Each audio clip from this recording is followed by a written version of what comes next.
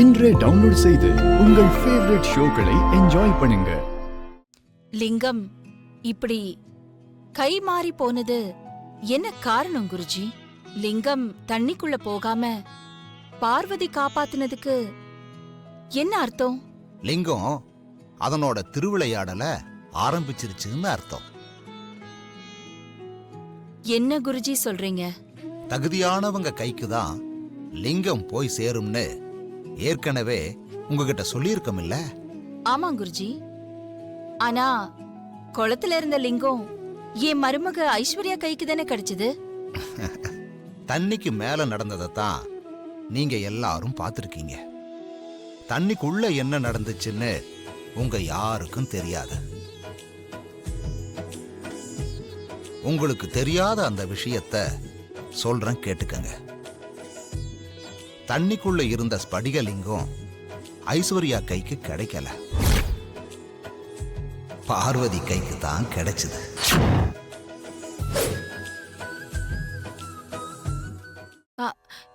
இல்ல, ஆனா தண்ணில இருந்து மேல வரும்போது லிங்கம் ஐஸ்வர்யா கையில தானே இருந்தது. தண்ணிக்குள்ள இருந்த லிங்கம் பார்வதி கைக்கு கிடைச்சதும் பார்வதி கையிலிருந்து லிங்கம் ஐஸ்வர்யா கைக்கு போனதும் லிங்கத்தோட திருவிளையாடல் தான். இதுக்கெல்லாம் என்ன அர்த்தம் குருஜி? இத நான் எப்படிதான் புரிஞ்சுக்கிறது? உங்க அறிவுக்கு புரிஞ்சத ஏவாயால சொல்லணும்னு நீங்க நினைக்காதீங்க. என்ன? உங்க அறிவுக்கு உங்களால எல்லாத்தையும் சரியாவே புரிஞ்சுக்க முடியும். இனிமே லிங்கம் எல்லாத்தையும் கொஞ்சம் கொஞ்சமா உங்களுக்கு புரிய வைக்க போகுது. அதை ஏத்துக்கிற பக்குவத்துக்கு நீங்க தயாராகிக்கங்க. எல்லாம் விதிப்படிதான் நடக்கும். நம்ம கையில எதுவும் இல்லை. எல்லாம் அவன் செயல். கோயில் குளத்துல வச்சு அகிலா என்ன பாத்திருப்பா போல இருக்கு. அது மட்டும் இல்ல, நான் அனுப்புன ஆள் வேற போலீஸ்ல அடி தாங்காம அனுப்பி வச்சது நான் தானே உண்மையை சொல்லிருப்பான் போல இருக்கு. நான் தான் அப்பவே சொன்னனே, அவன் மட்டும் போலீஸ்ல மாட்டிக்கிட்டானா நீயும் சேர்ந்து மாட்டிக்குவேன்னு. அப்புறம் என்னாச்சு? நான் குளத்துல இருந்து திரும்பி வந்துட்டு இருக்கும் போது போலீஸ் என்ன மடக்கிடுச்சு. போலீஸ் கிட்ட இருந்து தப்பிக்கிறது எனக்கு ஒண்ணு புதுசு இல்லையே. வந்த இன்ஸ்பெக்டர் கிட்ட பக்குவமா பேசி கொலை பண்ண வந்தவனுக்கும் அகிலாண்டேஸ்வரிக்கும் தனிப்பட்ட பகனை கேஸ ஜோடிக்க சொல்லி நான் தப்பிச்சிட்டேன். போலீஸ் கிட்ட இருந்து தப்பிச்சிட்ட, சரி சந்தோஷம்தான். ஆனா அகிலா கிட்ட இருந்து எப்படி தப்பிக்க போற? அவ சும்மாவே ஆனா உன்னா துப்பாக்கி தூக்கிட்டு வருவா. இப்ப என்ன பண்ண போறாளோ தெரியலையே. நீங்க சொன்னது கரெக்ட் தான் ஆண்டி. அகிலாண்டேஸ்வரி துப்பாக்கியோட நான் இருக்கிற இடத்துக்கே வந்துட்டான். ஐயோ, அப்புறம் என்னாச்சு? கொலவெறியோட என்ன தேடி வந்த அகிலாவ நல்லா குழப்பி அனுப்பி வச்சிருக்கேன். இனி கொஞ்ச நாளைக்கு அகிலா என் பக்கம் திரும்பி கூட பார்க்க மாட்டான். அகிலாவ நீ குழப்பி அனுப்பியிருக்கியா? என்ன சொல்ற நந்தினி? சொல்றேன்.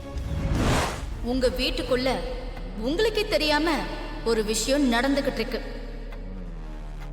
அது வீட்ல இருக்கிற எல்லாரும் சேர்ந்து உங்ககிட்ட இருந்து மறைச்சுக்கிட்டு இருக்காங்க.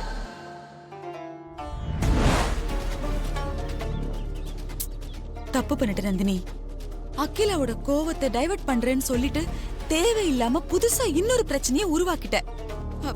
இப்ப தேவையில்லாம நம்ம எல்லாரும் சேர்ந்து மாட்டிக்க போறோம் பாரு. என்னாண்டி சொல்றீங்க? பின்ன என்ன நந்தினி, நீ என்னமோ புத்திசலத்தனமா தான் அகிலாவை குழப்பி விட்டு வந்திருக்க. ஆனா அதுக்கு பின்னாடி நமக்கும் ஆபத்து காத்திருக்கு. இங்க பாரு, அந்த காவிய காதலர்களுடைய காதலை அகிலா கண்டுபிடிக்கும் போது கூடவே சேர்த்து மித்ராதான் உன் தங்கச்சிங்கிற உண்மையும் கண்டுபிடிச்சிட்டானா நாம எல்லாரும் ஒன்னா சேர்ந்து கூண்டோட மாட்டிக்குவோம். இதெல்லாம் பத்தி நீ கொஞ்சமாவது யோசிச்சு பாத்துருக்கலாம்ல. கவலைப்படாதீங்க ஆண்டி, நீங்க பயப்படுற மாதிரி எல்லாம் எதுவும் நடக்காது. அகிலாவுக்கு அடுத்தபடியா மித்ரா என்னோட எதிரிங்கிற மாதிரி தான் நான் அகிலாவை குழப்பி விட்டுருக்கேன்.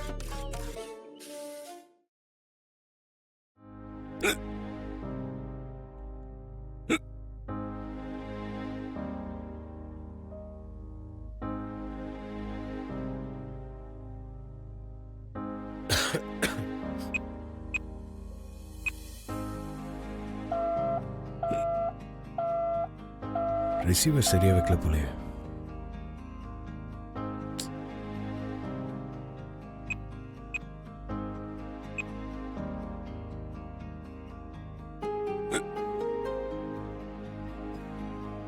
பார்வதியும் ஃபோன் எடுக்க மாட்டேங்கிறேன். கிச்சன்ல இல்லையோ?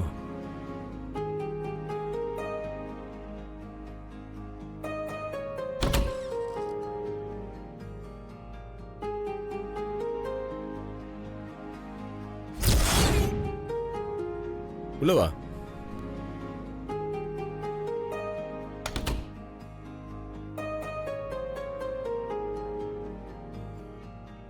பாத்து மாமா பொறையறிக்க போகுது.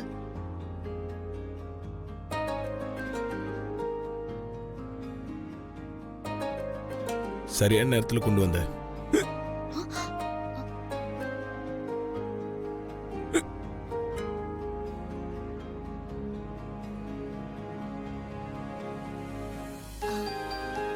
ஐ லவ் யூ மாமா.